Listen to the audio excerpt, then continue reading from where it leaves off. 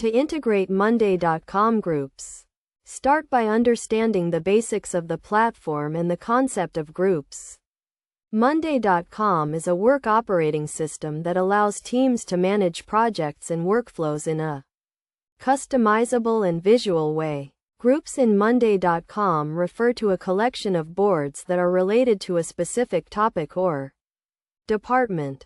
First, log into your Monday.com account and navigate to the dashboard.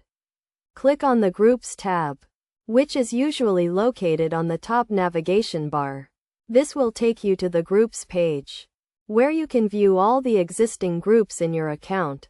To create a new group, click on the New Group button and enter a name for the group.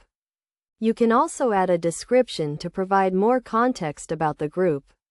Once you have created the group, you can start adding boards to it. Boards can be added by clicking on the Add Board button and selecting the boards you want to include in the group. To integrate existing boards into a group, navigate to the board you want to add and click on the three-dot menu. Select the Move to Group option and choose the group you want to add the board to. You can also use the drag and drop feature to move boards into a group. When integrating groups, it is essential to consider the permissions and access control. You can set permissions for each group, determining who can view, edit, or manage the boards within the group. This ensures that sensitive information is only accessible to authorized team members.